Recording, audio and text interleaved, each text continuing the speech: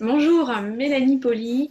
Je suis co-créatrice du label QV2P pour contribuer à faire briller votre marque employeur. Et donc voici la capsule numéro 5 sur les 21 qu'on a prévues pour vous pendant ce mois de décembre. Et le sujet de celle d'aujourd'hui, ce sont les peurs. Les peurs sont vraiment en fait liées à nos pensées. Sachez qu'aujourd'hui, 95% de vos pensées sont identiques à celles d'hier. Donc, à un moment donné, vous renouvelez 5% de vos pensées et pour le reste, ce sont les mêmes qu'hier. Et à un moment donné, vos peurs, il faut en prendre conscience. Parce que prendre conscience de ces peurs, eh ben, à un moment donné, c'est pouvoir les comprendre, comprendre ce message qu'elles nous délivrent et surtout, c'est justement de pouvoir voir quel stress elles génèrent chez nous.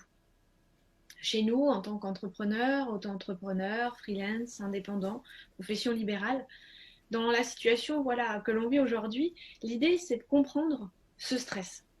Et le stress, sa définition en fait, c'est que c'est une réaction, une perception d'un événement et où justement la pensée de quelque chose qui n'arrivera peut-être pas.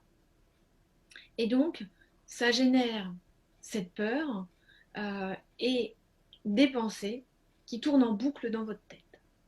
Donc, à un moment donné, un outil intéressant que je travaille avec mes clients justement dans les accompagnements des entrepreneurs hyper esthésiques, hyper émotifs, hyper sensibles, eh bien, c'est de pouvoir se dire, OK, ce stress génère cette pensée, quel est l'avantage et l'inconvénient? Je vous donne un exemple, c'est comme pour l'avion. Les gens ont peur de l'avion.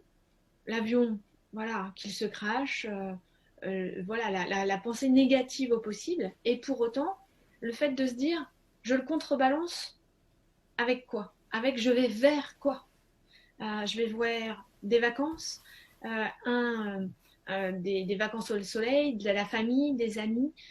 Bref, c'est la même chose dans notre quotidien, y compris pour les entreprises.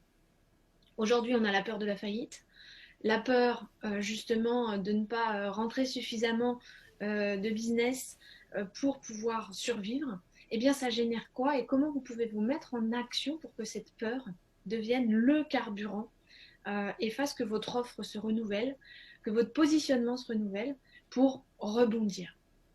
Donc prenez en compte vos peurs, le message qu'elles délivrent, le stress qu'elles génèrent et surtout, mettez-y du sens pour vous renouveler, vous écouter et retrouver de la perspective.